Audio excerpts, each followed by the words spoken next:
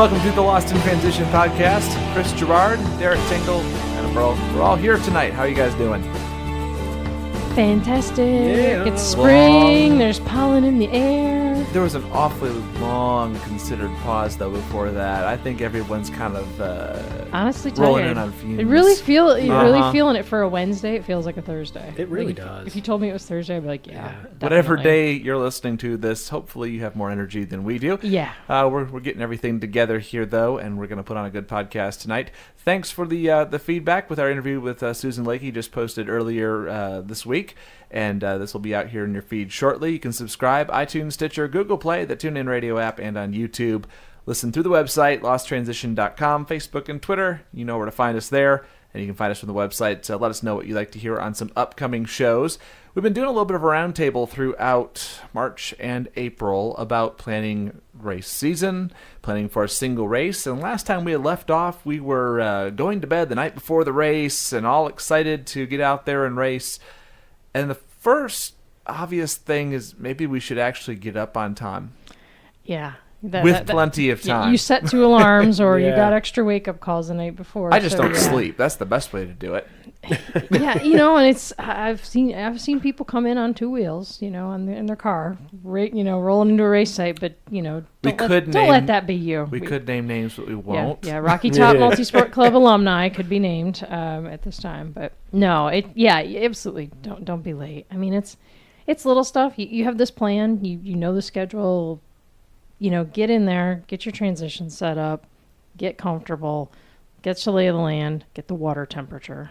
Okay, you had to wait until now to officially get it. As we've said, the last 2 installments of this, you don't get the temperature until the morning of the race. Yep. Check your bike. Always check your bike. If you had to leave it in transition the night before, especially if it was hot and you left a lot of pressure in your tires. There's a good point. Always take some pressure out of your tires if it's hot. If it's hot, yeah. But just check things. Make sure, if you had to leave your bike there, check it all. Make sure it's good. If you're just bringing your bike in, still check it. You do that simple ABC check before you're go out for a ride. Make sure the brakes work.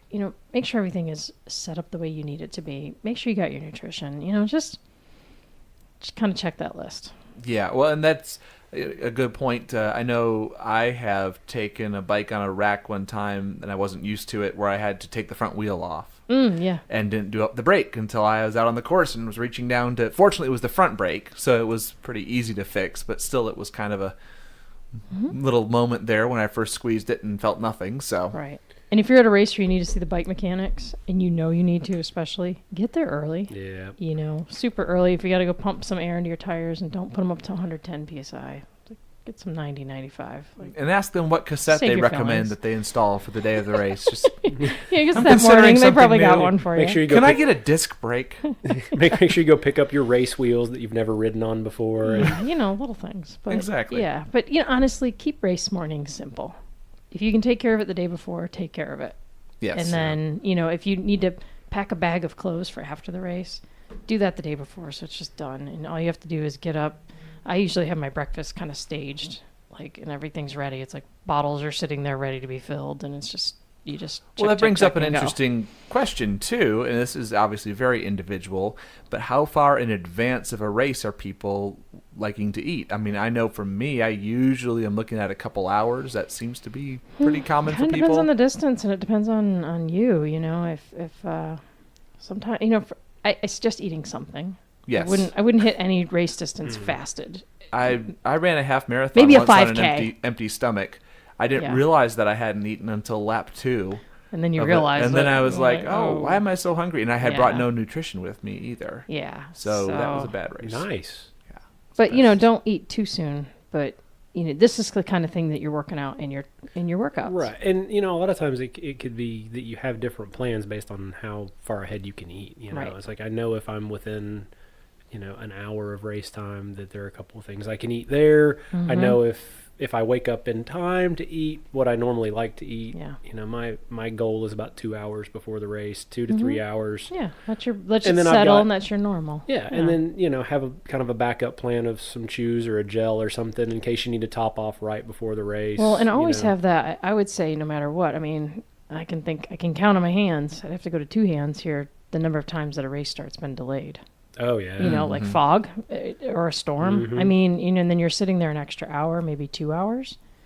So always have some extra food in your bag. Some kind of carbohydrate, some kind of starch that you can just in case. Yeah. And don't be that guy walking around going, "You got anything to eat?" Or imagine you had to park, a ways away or something. You can't go get it out of your car. Avoid that embarrassment by just taking it on the slot. Just steal it. Throw a bar in your transition bag, and you may just take it back out at the end of the day. Another thing that we kind of talked about in the planning and the run-up is to know the schedule and know where you need to be. This becomes a bigger consideration on larger races. There are small races you can show up, park next to transition, and be ready to go in 10 minutes. And then there are the mega events that you should be there a week ahead of time to find your way around. Well, and don't forget the small ones. Sometimes they're not marked, True. And it's dark. Everyone knows where transition is. It's in a field behind those trees over there. Okay. Back you of drove around back it of for this like neighborhood a half hour. that you've never been in before. Yeah, that never happens. Anyway. Not around here. Never. Never. So, race morning, try to simplify it. Take all the guesswork out of it. Take the decisions out of it. I guess that's how I think of race day, is make your decisions the day before. Yeah, if you got a question about weather, have 2 options ready. Pick one and just go with it. And don't leave yourself any more decisions to make until after the race. Yeah, don't take your entire wardrobe in your bag and try to figure out what you're going to wear as you're sitting there in transition. No. I have hard enough time if I get there and it's wetsuit legal, but it's like wetsuit legal by like a degree. And then I have to sit there and go, okay, do I want the extra speed and buoyancy of the wetsuit? It's going to be slower to take off. I could wear my speed suit, but and the 6 people around you are all going to give you an opinion. Yeah. So make your decision. And then you're going to look and you're going to see that make fast guy next to you criteria. putting on his wetsuit. And you're like, oh, I need to wear my wetsuit. And you're going to see the other fast guy putting on their speed suit. And then you go, oh, crap. Yeah. Don't Just have your plan, and say, if it's this degrees, I'm going this way. If it's I'm going that way. Yeah. And just be done with it. General rule. Then you're going to see the guy in the speedo that does a 115 average, and you're like, screw him, he doesn't need anything. Yeah, but here's the thing. There's probably that person is also second guessing themselves too. So then when they see you make a decision, they'll be second guessing, and next thing you know, everybody's like, "Hey, what are you doing? I don't know. What are you doing?" And just go with your plan. Trust yourself. Yeah. And if you are that fast Commit. person, how fun would that be to screw with it? No, that's mean. I shouldn't think about it. If I were in that position, though, take it on, put it off. Take it. Doing it yet? No. No. Doing it yet? No. Oh. I don't know. I tend to, if it's wetsuit I'm never legal, racking next to either one of you. Just saying. I tend to wear my wetsuit if it's legal. I mean, I think I'm, Yeah. it's just worth the extra little bit of speed if the distance is really anything at all. Yeah, if you're not, if you've been in it and you're not a swimmer, then wear the wetsuit. If you're good, if you're good in your wetsuit. Yeah. If the wetsuit's a hindrance to you, if there's any question, Yeah. you may err to the other If you side, haven't but- been in it yet, just leave it in the car. Unless it's 58 Got my degrees. brand new wetsuit for race day. Yeah. Hashtag theme song guy. Oh, my goodness. Having Now lots we're of fun. punchy. Okay. Very punchy. Take us away, Chris. Come on. Help. All right, so we're in transition. Eventually, you got to come back there, and you want to be faster through the second and third time. Not the when you're setting up, but the second, the next time you come through, you want to be a little bit faster. Right. And everyone wants to know the secret for fast transitions, except for some people who just don't care at all. But that's okay. If you do or not. Right. Yeah. If you do make care, that decision ahead of time. See, I've gotten better over the years, but I've tended to be the one that really cares about a fast transition, but also doesn't. I think it through a little bit, but maybe not enough, and I always overestimate how quickly I can do it. I think I'm going to be through there in 15 seconds, and in reality, it's going to be... So he uses the hope plan. Yeah. Hope, fingers crossed, just Yeah. go in there, and, I'm a grown person with a IQ, somewhere on the scale that's How's not... that hope plan working for you? Well, I was gonna say, I've been educated and I've put on shoes for most of my life, and yet I cannot do it under pressure. It's amazing when your heart rate's skyrocketing. You've just been through the swim. How many God tries knows does it whatever. take to get them on? Here's a question for you though. Do you use elastic laces? Yes. Okay. Do you put socks on? Yes. There's your problem. Uh, You want see- a fast shoe transition? Don't wear socks. Make sure you try it the first time on race day. I did. This was last fall. I did, that's and I right. had You're- blisters for 3 Yeah. Now, here's the thing. months. If you're okay, so we can talk sock free. The socks have never slowed me up Right. that No, much. okay, so if you're going to go socks, obviously get the short ones. Yes. Have them rolled down. Have them placed in the shoe that you're going to put the foot on. And grab it. It's like putting on a condom. Seriously. See, here's the thing. Just roll it up over your foot. And don't worry if you got it right. I Just think get Crew going. Link socks are easier to put on. There's more there to grab grab on? and hold on Okay. to. You jerk it and rip it right on there. There you go. But at the same time, you know, And a little bit of I'm on tri-slide fire- and a little I'm on bit fire of... tonight. Jeez. I'm not even caffeinated. This is bad. But the thing, like, it depends on the distance too. It Yes. does. Like, and, yeah. you went sockless for a half, right? Yeah. In the rain. Yeah. Yeah. Yeah, no. that might be a little... For me, yeah, anything over a 10K, and I'm going to take the extra time to put socks on. Yeah. See, now, and I've learned I can go sockless for sprints and Olympics, but I do take the extra steps of putting like either Vaseline or tri-slide around the tops of my shoes. Yes. I put baby powder in the shoes to help keep track, and that works very well, and that's managed the blisters and whatnot. But I also know there's only certain shoes I can do it with. You know, but again, that takes some experience. So if you're going to attempt sockless for the first time in a race, like you've tried it on a couple of runs and you're like, yeah, it's working, no blisters. Don't try it for maybe half, but try it for a sprint or Yeah. a 5K or something where if you are going to do some damage, it might be a week worth of a blister, not Right. a month. And you're gonna blister different places, or you're gonna have hot spots different places. Like I know in my shoes, if I'm gonna hot spot, it's gonna be right at my ankle. So I make sure to apply a lot of extra body glide or something to the edge of my shoe there, and that's just coming from doing it long enough to know where that's gonna happen. But So I mean, you know, socks at the end of the day, it may be 10 seconds. But here's the thing. if you've practiced, And that's the key when it comes to how do you have fast transitions. Well, you have to practice them. It's part of there's a couple things about racing. You've got this energy systems, and you do your training, and you're worried about your heart rate zones and what power zone you're in, and all this other garbage.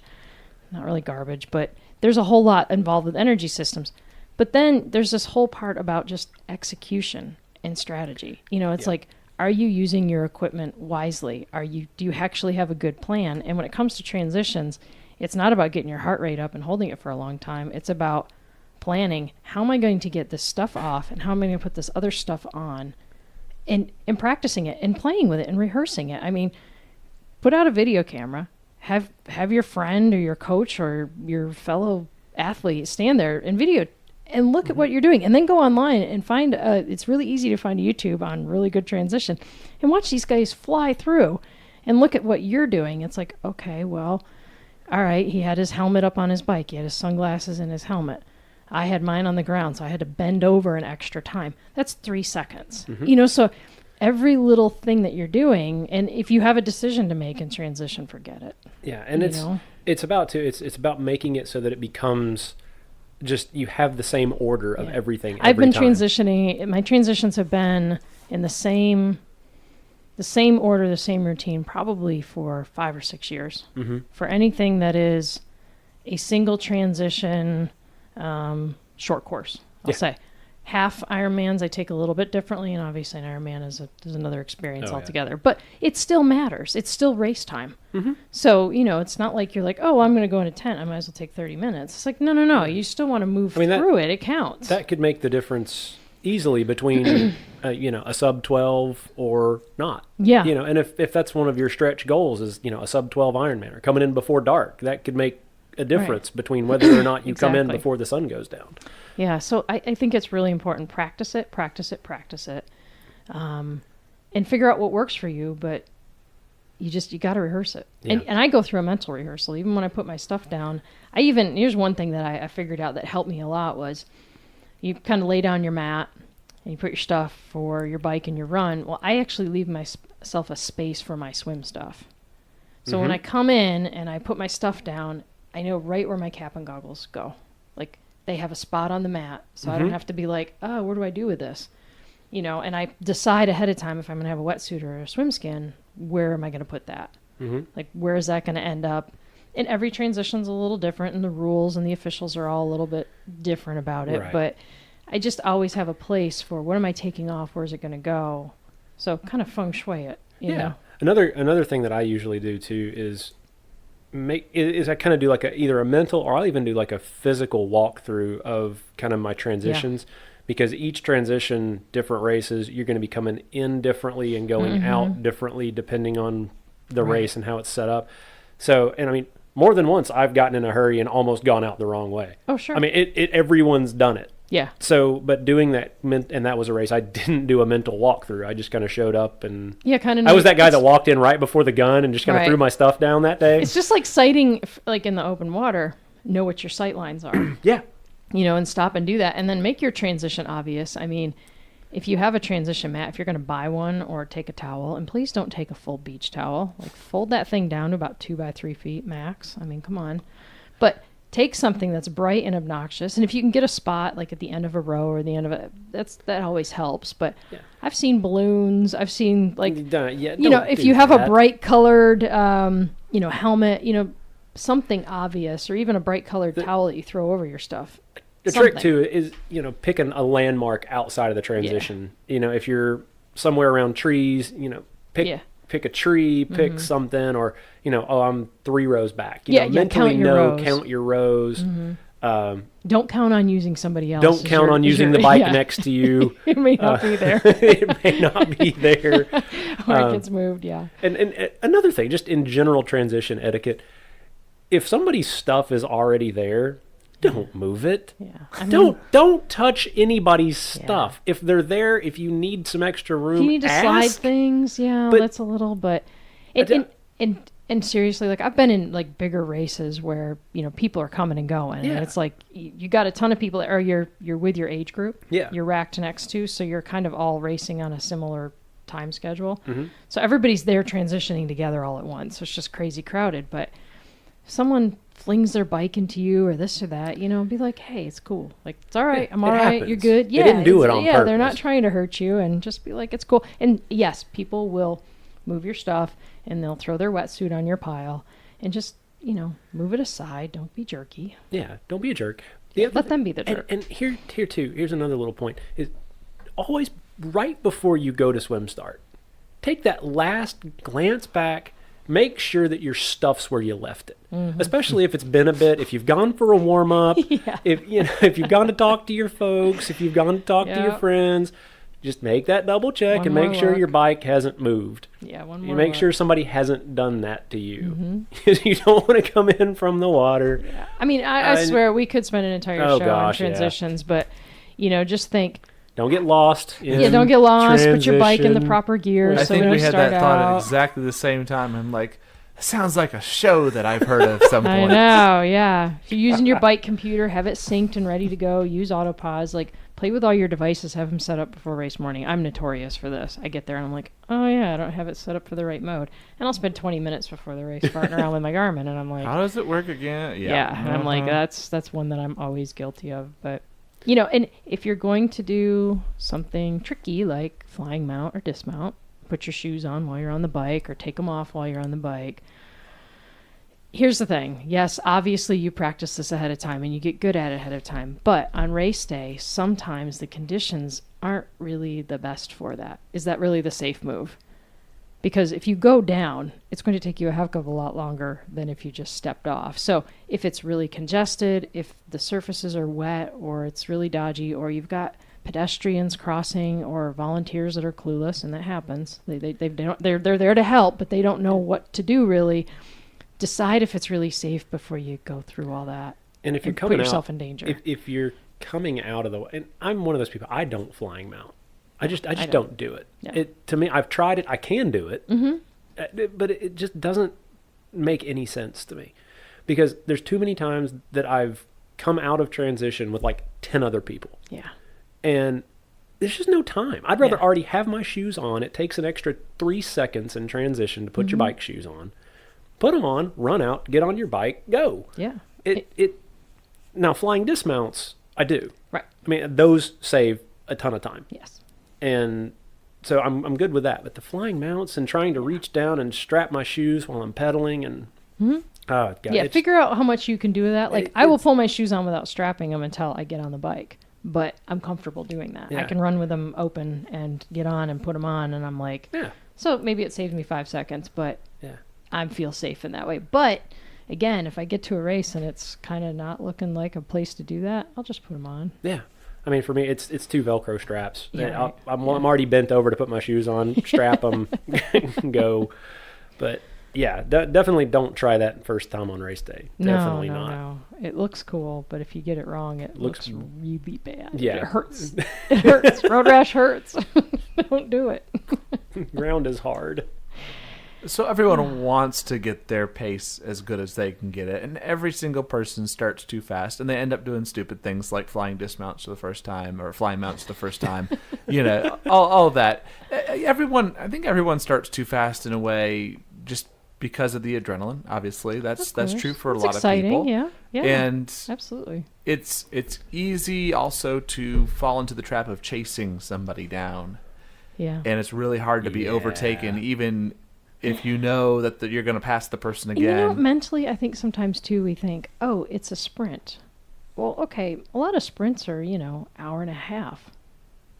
What are you in such a big hurry for? Yeah, sprint is not 100 meters sprint. Yeah, exactly. So going full tilt, it has no place there. It's the pace you can maintain for that distance. Yeah. That's your full tilt, not just what can I do, like you said, for a 100-meter sprint. So I think mentally sometimes it's like, all right, I just told myself it's short course, it's sprint, it's a super sprint. I can go as hard as I want. Well, you're still going to be at it for 45 minutes. Mm-hmm. That's not a super sprint. And, Where do you want to use that energy? Do you want to blow up on the bike so that your run's awful? or do you want to save just a wee bit? Or get 50 meters into the water and have a panic attack because you can't breathe because you just blew. And I think everybody does that at least once. We've all been there. Yeah. So, pacing, it's a good question, Chris. It takes some practice, but also takes some patience. It does. And if you've been pacing off of things like heart rate in training, keep in mind that's totally out the window race day a lot of times, especially on short races. Mm-hmm. Because I mean, for me, my heart rate goes full pin when I get out of the water. Especially if you didn't sleep well the night before, or if your heart rate is going to be elevated. So having a backup plan, either if you've got a power meter, knowing kind of where you need to be power-wise on the bike, or a pace, knowing power, pace. I think also knowing the perceived exertion.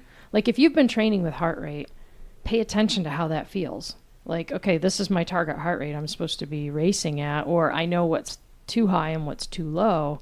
How does that actually feel without looking at your device, which is great. So sometimes when your coach says, hey, pace how you feel, or go without a Garmin, or don't look at it, or just go out and see what this feels like. And then they ask you, how did it feel? That's an indication that when you get to race day, kind of like you said, leave some of the numbers behind, so train to know what it should feel like and then race by the feel. I was going to say perceived exertion, I think, doesn't get the respect it deserves as a pacing tool. No, it doesn't. As an objective measurement of fitness, obviously that's where your wattage comes in very, very handy, because it is an actual the direct measurement. Yeah. But I think because the hierarchy in training for zones in triathlon goes perceived exertion, heart rate, and actual power, people think that is, would also not be as useful in a race. In fact, your perceived exertion is going to be pretty important, because it's going to depend, especially in a longer race, whether you make it through to the end or not. It doesn't matter what you think. The watts might be helpful to know if you are on an adrenaline surge and maybe you're not feeling it like you should. Right. But, heart rate can be way out there. Well, watts are very helpful if you know your thresholds. Yeah. And then you're able to use something like intensity factor as your gauge, but then know what intensity factor you should be racing at. If you're working with a coach, that's something to figure out. Yeah. Even for yourself, it's like, let me just try. Again, how did I feel on that bike ride, and what was my intensity factor for that ride? Mm-hmm. It's like, oh, okay, it felt really, really hard. My intensity factor was 0.8.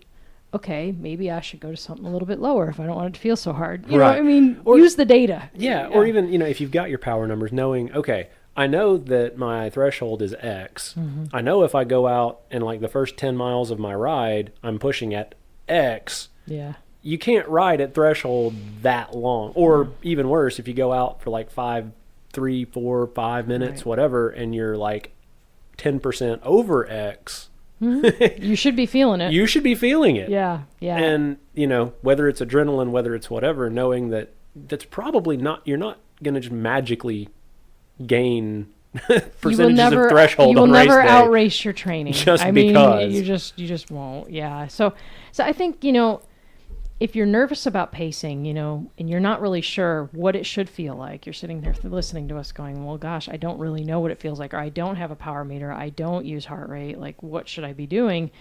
I think in general what you started off with, Chris, was that everybody starts too fast. Yes. So plan on that, especially if you're new to racing. Plan on starting too fast. You're going to start too fast without any other controls. That's exactly how you can learn. There's nothing like experience to learn that. And it's funny, we go straight into talking about biking because that's where the most data is available. There's some more stuff coming out for the run. There are things that can do heart rate with swim, but even if you have it, you may not be able to really see it very well. But even with a swim, it's feeling that effort and know what it feels like when you push too hard, which means in practice and training, you got to push yourself hard. You got to push yourself hard enough that you're like, that's way too hard. I think I'm dying now. Do that in the pool in a controlled environment to know what that feels like. But if you are worried about starting too fast, and I think for most folks, that's what you should worry about, you can, like on the swim, start at the side, start at the back of the pack. Give yourself some kind of break, an external break. And if you're nervous about swim start too, this also works, is let everybody else start. I remember my first couple of seasons. 5 seconds, no big deal. My first couple of seasons doing open water racing, I would give it 10 seconds at least on the swims because I was so timid. The first race I ever did, I was with a buddy of mine. We were just hanging out talking, and we were up near the front of the swim start, and then the race went off, and I was like, oh my God. Right? I took like 10 strokes and like immediately went into panic mode. Yeah. And so, from that point on, I was terrified. Yeah. Like I knew I could swim, but being around people, I was like, don't touch me. No. So I'd give it like 10 seconds, let most of the pack go. I would have my swim. Yeah. And then, And be fine. And because the goal in the swim, unless you are a swimmer, unless you came from a swimming background and you intend to win the swim and gain some distance on folks in the swim, then the goal for you, even if you do that, the goal for you is to get onto your bike ready to go. You're now warmed up, but mentally you should be excited. Your heart rate should not be so jacked up that you have to stop and like take a 30-second break and transition to just get your heart rate down enough to put your bike shoes on. Like, I would rather have somebody start a race too easy on the swim than too hard, because the damage of starting out too hard is really hard to come back from that. Yeah. And to add a small asterisk to that, if you're racing draft legal, this changes the game a little. Yeah, we're not talking draft legal at all today. This is we're definitely going for the full-time majority trial. of This people. is time trials. Exactly. Yeah, exactly. But and then when you get on your bike, again, you're excited. You're like, woohoo, I'm on my bike. And I think it happens more in long course that you go out too hard for the distance. On a short course, it's like you go out too hard. It's like, oh, that was a 10-mile bike, whatever. I'm at the ragged edge all day anyway. But on a long course, again, it's that starting easy, go by your numbers, and I wouldn't go by feel early, because you feel great. Amazing. Yeah, when you're doing long course, whether it's a half or full, you feel amazing because you're not swimming anymore. Well, you're 10xing your speed once you get out of the water. Yeah, and you feel good, and you're trip. so trained, your heart rate is nice and low anyway, so I would rather take it easy, go too easy, and challenge yourself. See, can I negative split this? How would I go about doing that? And that generally means starting out easy and being patient. Because you'll know about mile 80 if you went out way too hard. And then there's nothing you can do about it. And there's nothing you can do about it at that point. Yeah. One of two things is going to happen at mile 80. You're either going to be like, cool, I got this. Or you're going to be like, oh my God, I'm dead. Yeah. But one thing you can do on the bike that can help slow you down is have a plan to do your first feeding and your first drinking on the bike early. Like I'm gonna have my first feed within the first 10 minutes. As soon as you get up, rather than doing it in transition and honestly wasting time standing there eating, unless you really need to. Yeah. But get on the bike, get moving, but go slow. Let people pass you. Let them go. Don't worry about them. You'll catch up with them later, but get that food and water in and take the time to do that. And that's something that can kind of slow you down and sort of mentally remind you that, oh yeah, I got a plan. I need to follow it. You know, I'm not going to suddenly do a 4.5 hour bike on this Ironman. No. You know, on my first one, you know, it's so you're going to do the numbers that you've trained for. Yeah. So you can have a good idea of what it should feel like and what kind of pace you're going to be at. Even at that point, pace does matter. If you look down, you're going 27 miles an hour. You might want to reel it down a little bit. Yeah. And, you know, when it comes to the run, man, again, it's patience. You know, you can use some intervals. You can give yourself some mental checks. Because, again, once you get off that bike, it's like, woohoo! You're so glad to not be on the bike I'm anymore. running! And you take off, especially if you've got a downhill start. Oh, gosh. Lake Placid? Yeah. Yeah, that's a classic for going out too hard. Yeah.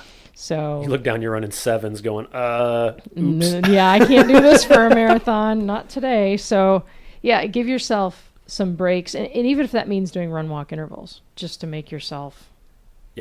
give a pause, you know, but take in nutrition or stop and say hi to your folks because they're probably going to be standing there right They're gonna outside be there. transition. And you know. We've talked about that too. I mean, it's your day. Enjoy the day. Yeah. You're not, it doesn't matter. I mean, the 10 seconds it's going to take to run over and like hug your mom. It's money. It's Oh my so God. worth it. Well, that'll buoy you. You'll probably take off from there in a sprint anyway because Yeah. it feels so good to have some love from somebody. At that I mean, point like in I your remember day. I came in from lap 1 at Lake Placid, and I mean, I stopped my bike, got off my bike, gave my wife a hug, and went back out. Yeah, it's I'm like no problem. Yeah, and that made such a huge difference in my morale at that point. Right.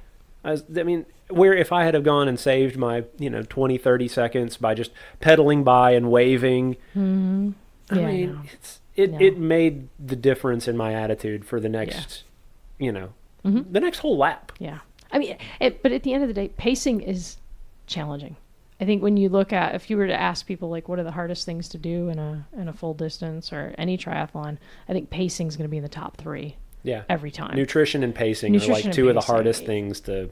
Yeah, and even with experience, I know I'm going to have races this year where I'm going to go out there and just totally blow it one way or the other. And I think as you get into it more, you learn the patience, and then it's like I go into a short race now. How do I push enough without pushing too far? Right. Then you can play with that, but don't start with that. And here's where your race report can come in handy. If you have those types of things that you've noticed during said race, documenting those is a great way to, let's face it, go back and see how our days go. What a clever segue by Derek. I know. I know. Smooth. I'm proud of that. Yeah. Yeah, race reports. Let's talk about race reports. I got there. It was crowded. The day sucked. Everybody. This is a lot of let me race tell you, reports I've read. if you're writing a race report, I will almost guarantee you that your race report sucks. I have written so many, or read so many bad race reports and written so many bad race reports. I've gone back and read my old race reports, and I think I'm a pretty decent writer. Some of my first race reports are terrible. But here's if you the don't thing. believe it, go to my website and read them. It's the rules and of find out. writing. It's the rules of writing. It is. If you're writing a document, who is your damn audience? Like, who are you writing this for? Yeah. I mean, I have a 5-page race report from Ironman Louisville. I'm the only person who's ever read it. It was for me. Right. I wrote that for me. I wanted to get all of the feelings and experiences and memories I had of that day out on paper before I forgot them. And I did. And I have not even read it yet. And I wrote it for me. As people ask me, like, hey, can I get your really detailed report? And I'm like, no, actually, I just wrote it for me. That's my jam. Like, that's my thing. Yeah. Now, the one I put out publicly, I was like, okay, who am I writing this for? And what message am I trying to send? Like, yeah. And it's like a good blog, Yeah, it's like a blog post. Yeah. And, I kind of, like, I go back and I read my race reports from like my early days, and I'm like, oh my God, this is so bad. It's terrible. There's no information here. Yeah. I went out. I swam. It was hard. I biked. It was hard. I ran. I blew up. I mean, come on. Sounds like you did a triathlon. I did a triathlon. Wow. But, I mean, the thing about it is, for me now, what I like to do on my race reports, I put the information in there, but to me, it's like, I want it to be a story. I want it to read I want it to be entertaining. Well, okay, and And decide so that. I mean, and that's for you. It's That's like you want to how I entertain. write my race reports now. Right. Yeah. So there's not a whole lot of real hard data numbers there. I can go back and I can read my race reports from last year, from all of the Xterras I did, from all the sprints I did, and nowhere in that is it going to have things like power numbers, heart rate Right. numbers, because I mean, if I was writing it for me, yeah, okay, fine.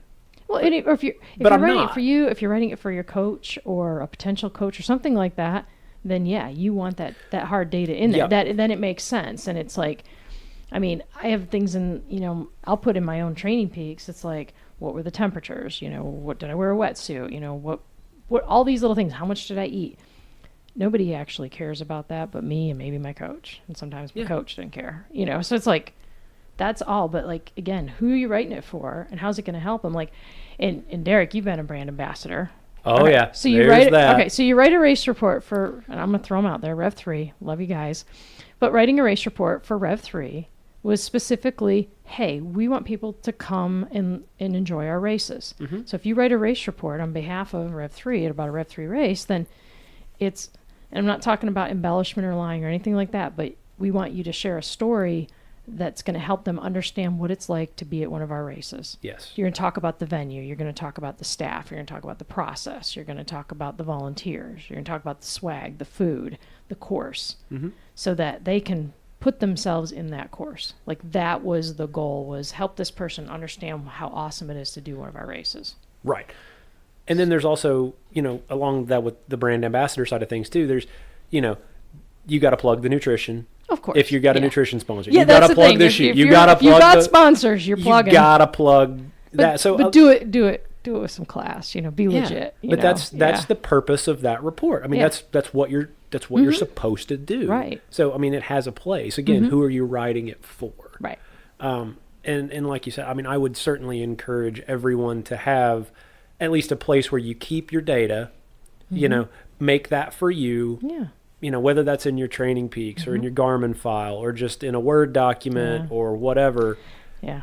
But then if you're going to write a race report and post it on a blog, or you're going to write a race report and put it on Slow Twitch, I mean, come on, guys. Let's really let's be a little creative about things and make it fun to read. Yeah, I think some of the best ones, the ones that I've enjoyed the most, have those that have shared a lesson or some kind of enlightened moment, some kind of aha that they had while Yes. racing. Or, I mean, I've read ones where the story, they're like, hey, so I went to this race and, it's all about me. And then I see this other person racing and their story and this thing that happened that day that just, wow, blew my mind, that I was now in the audience, even though I was a participant. Yeah. I've read a few of those where, again, make sure it's genuine and, fact-filled and whatnot. But And a lot of times you are getting those people out there too, and we kind of touched on this. You're getting those people that either are thinking about doing a triathlon, they're thinking about doing their first race, Yeah. they're looking for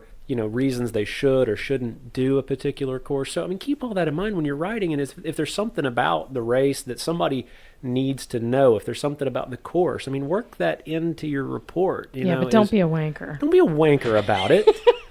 But don't, Tell the race director, look, you got a problem. I'm not going to write about it in my report, but come But on, I'm man. thinking more along the lines But of make like, sure that they know that you could have. No, Oh, that's mean. but seriously, they want to improve their products, Right. just like customer service anywhere else. I think it's. I mean, I was thinking more along the lines of if there's a split transition. Oh, sure, You, yeah. you include things like that. It's if there's a 1-lane road leading up to the transition area, or even if there's just a part of the course that everybody sees. It's like make a point to bring that out. It's like Xterra Oak Mountain, Blood Rock. The Blood Rock, that's the trail. That's the signature point of that course.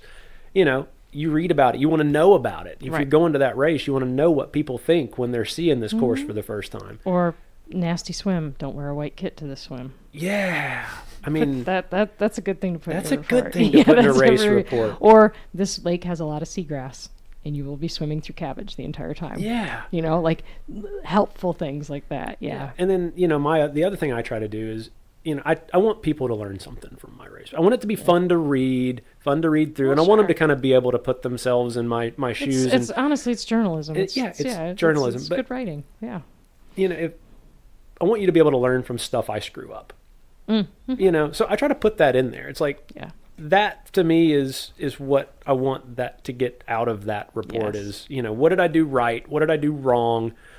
What can I learn about this? What can you learn from my mistakes, or what can you pick up from this tip or trick that I found? And if you can, throw some pictures in there. Oh yeah. And I think the number one rule of editing and writing is edit. Read through it a few times. Maybe have somebody else read it. I mean, if it's something for your local club, even then, spell check it. Come on, present a good picture of yourself. I mean, okay. I think we're race report snobs. What? Just a little bit. Come on. Yeah. Just I'm sitting here silently in He's judgment. like, get off your soapbox, kids. Get off your soapbox. Well, I mean, it is important to make the point, like we did, delineate between the stuff for public consumption, the stuff for yourself. And, if you're doing something for public consumption, suffice it to say, make it entertaining, obviously. When we're talking about stuff for ourselves, obviously more data-driven and more strictly factual. Right. And speaking of data, evaluating that post-race. If you've got, obviously, Garmin data, you want to upload that to check some things.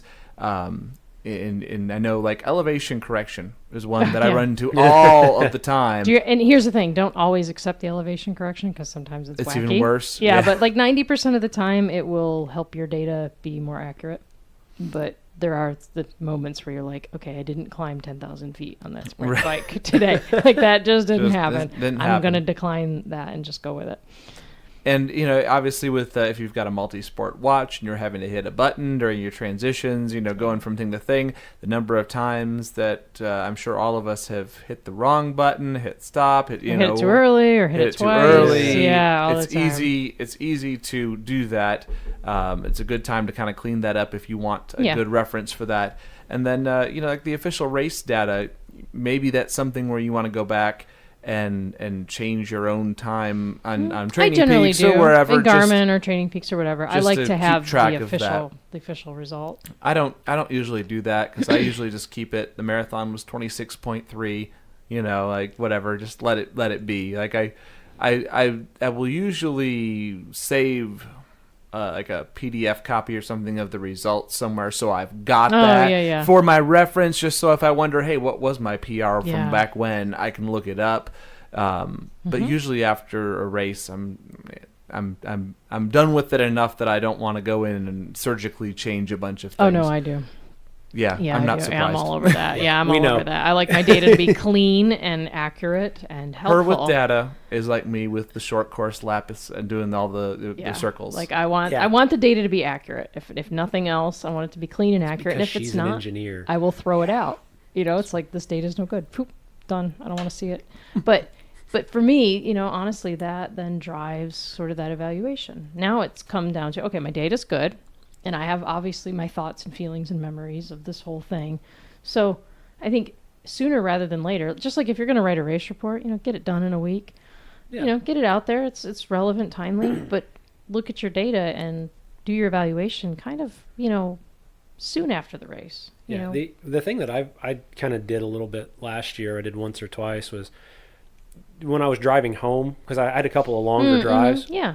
When I was driving home from the race, I kind of did like an audio race report. Right. Like I had my phone clipped on my visor or on my vent, and I just turned the video on, and I just kind of talked to whoever was not listening at the time.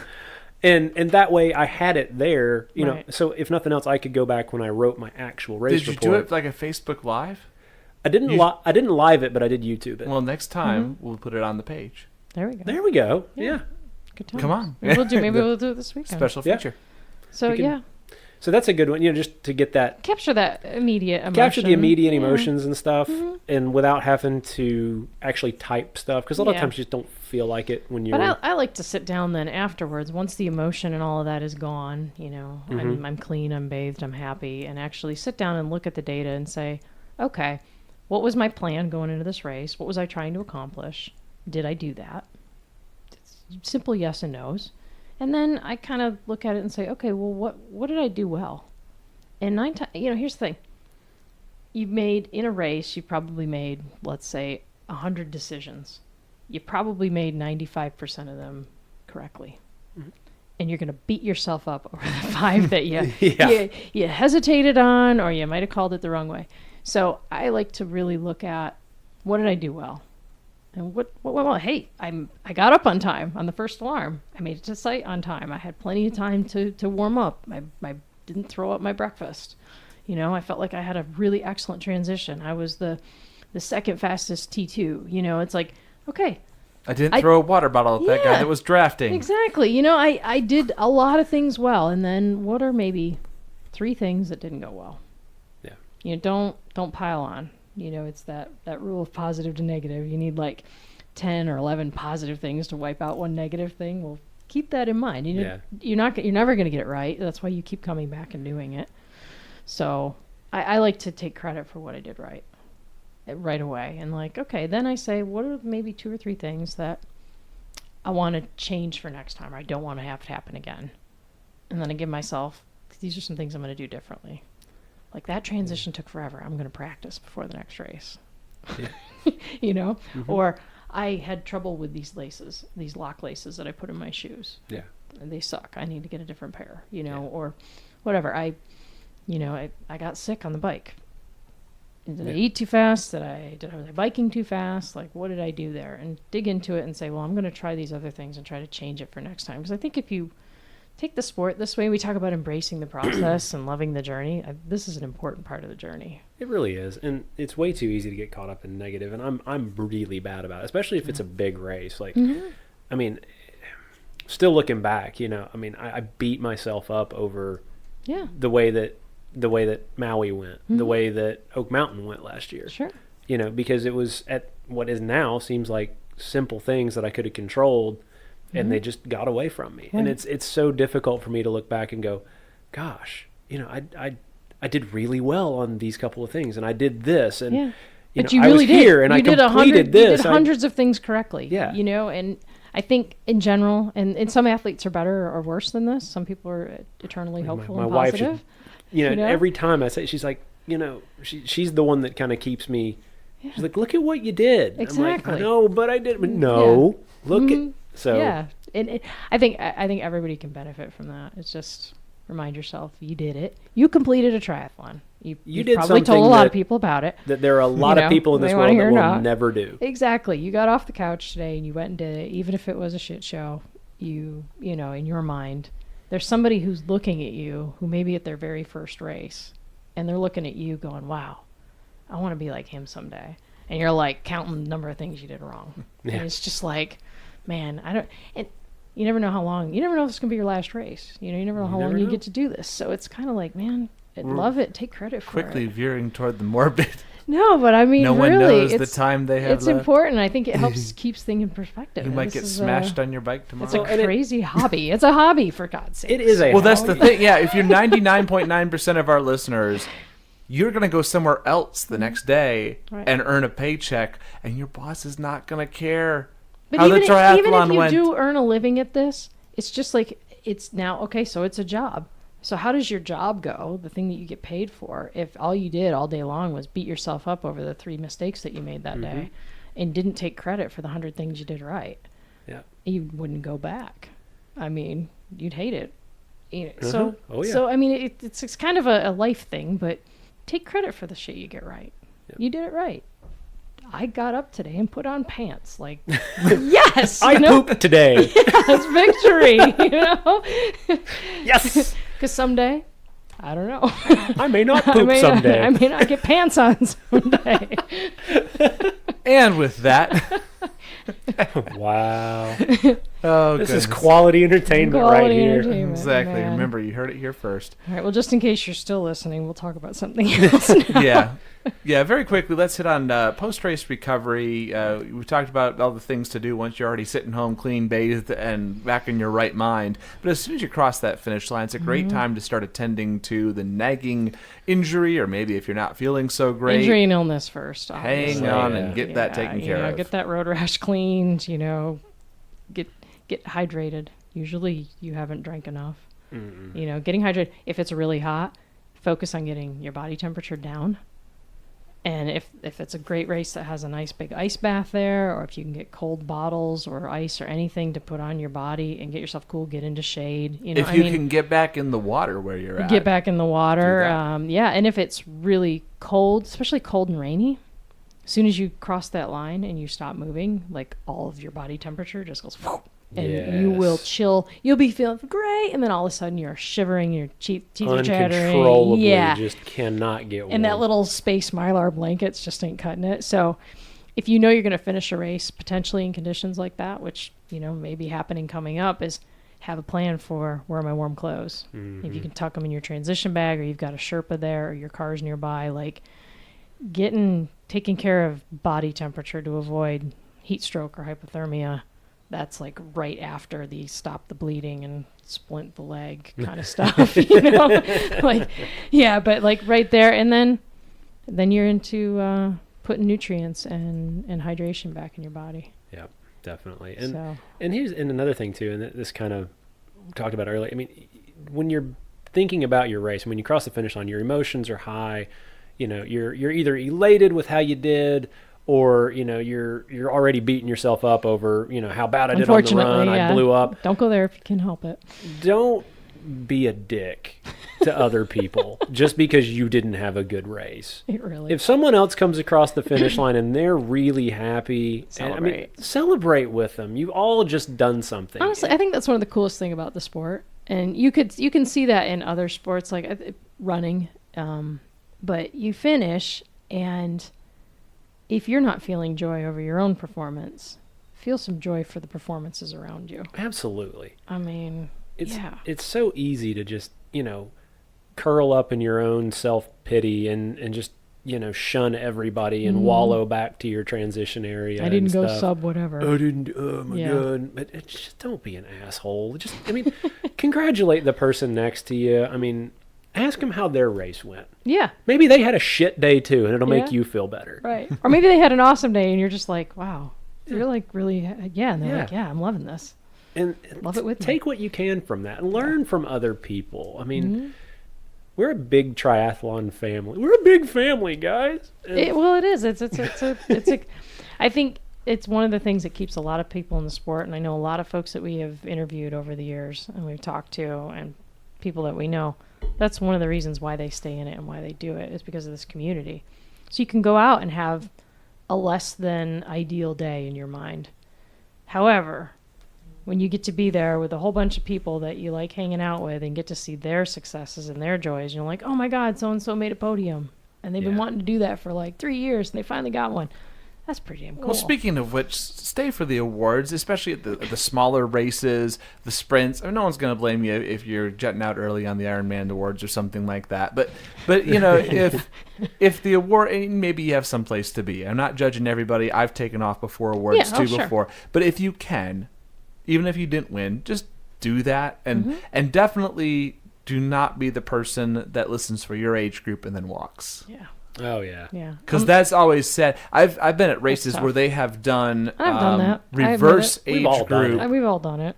Reverse age group awards at certain races, just so people will stick around and they do the overalls. I love races that give away like prizes and door prizes at the end, and call out numbers like or in the middle of the of awards. Yeah, I know. Then you it's never know like what you're everybody's gonna to stick around, So not every race will do that, but again, it's a community, and if you want to have races to do, you need to have people encouraged and excited about coming to races. So, and think about how we said, don't be a dick, so people will come back. And think about how you feel. It's like, you've just done this awesome thing. You've podiumed, for the first time, whatever. You get up on there and there's like 3 people standing there, and everybody's like playing with their phones and maybe like snap clapping or something. That sucks. Yeah. You know, it does. It does.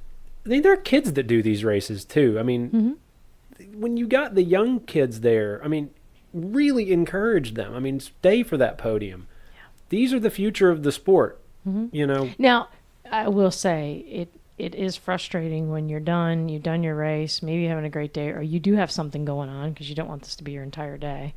And sometimes races struggle to get the results out. There is that. And there is that. And I hate when that happens. And those are the times when I'm like, all Yeah. right, put it in the mail. Like, come on, guys. I definitely have my I own hate when that expiration happens. time when it comes to post-race stuff. But Yeah. So that's why it's good to have a plan of have your food available, have your post-race clothes, go change in a parking lot. Or if anybody in this state has not seen me half naked in a parking lot somewhere, sorry.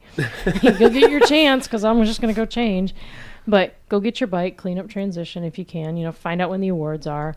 Be back in time for it. But you can get pretty much everything usually done. It just depends on where you finish in the fields. But try to get some of those things out of the way while you're waiting around and, get your food plan and... Yeah, and again, use that time to go mingle. Go cheer for people at the finish line. Cheer for people at the finish line. Yeah. Or, Clap them through the course. Exactly. Go back out on the course if it's a short course day. Go back out on the run course and, cheer There's some really great people courses in locally for that where you can it's easy to get out there and see other folks doing it. Right. Yeah, totally. Yeah. So, and hopefully you make a podium. I mean, and if you do, get up there. Get up on that step and own that step and stick around for everybody in your age group. Get a picture of it. Own it. Celebrate it. Love it. Mm-hmm. Again. And look happy to be up there. Yeah, even if you are third place and there were 3 people in your age group, you did a lot of things right to get to that point today. You finished. So take credit for it. Don't be all like, oh, I don't deserve this because I was last in my age group. No, you were third in your age group. Yep. Rock it. And if you missed that next step up by like a half a second because the dude in front of you out sprinted you, own it. Yeah, exactly. He had you that day. Congratulate him for it. Don't be all like Hufflepuff up there on the or whatever, grumpy grumble gills up on the podium because you missed out on second place or something. I mean, most people are pretty fun about it, but yeah, it's and take your dog and your kid and all that stuff up there. Don't take your bike though, unless it's a bike race and you check the podium boxes for stability before standing on them. I have stood on a couple that were of dubious carpentry. Little rickety. Yeah. I do love it when they have actual real podiums. That makes it a lot better. It's fun. And actually, I like the way there's a company out in Middle Tennessee. I think it's Team Magic where they do the men's and the women's together. Yeah. They have the dual-sided podium. I think that's like it's cool. Like, they do a really good job in general. Yeah, I think with their awards, like it's really pretty do. nice. So any race directors listening, that's what I personally like. Yeah. But yeah, it's fun to celebrate at the end of a long day, and hopefully the race staff and the volunteers find some joy in that. I know volunteering in a race, that's kind of fun. That's a fun part. It's like, gosh, and keep cheering for the people coming across the line, even if they're doing awards. Mm-hmm. There's people still finishing. Yeah. If you can stick around, if your day's not totally like done and you got to get out of there, do your best to stick around for last finishers. Oh yeah, because those people have done the exact same thing you did. It just took them a lot longer to do it. They're taking a beating for it. They've taken a beating. Their bodies have been pushed through a lot more in a lot of ways than yours have. And even if you are finishing up in the front of the pack, I'm guessing at some point in your triathlon career you probably weren't.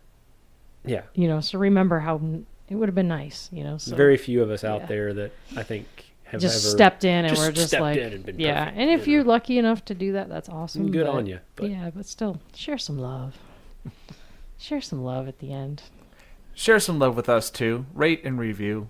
iTunes, Stitcher, get on there, give us a review, please. We appreciate hearing what you like about the show. If you have some constructive criticism too, by all means, send it our way. We'd love to improve things for you. If you have ideas about guests for the show or topics you want us to cover, we've gotten over the past 2.5 years probably 50%, I would say, just random guests, but of our topics and guests from listener suggestion. We know, at least when it's suggested, that at least one person will download the show besides us, so it's always a plus. Thanks, Mom. Thanks, Dad. Exactly.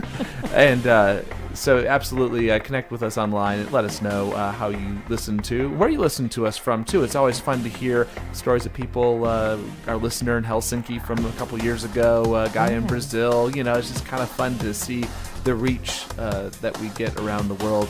The website is losttransition.com. You can find us on Facebook and Twitter. And, of course, subscribe wherever you can get the show audio, which is iTunes, Stitcher, Google Play, the TuneIn Radio app, YouTube, and Facebook. Until next time, may all your transitions be smooth.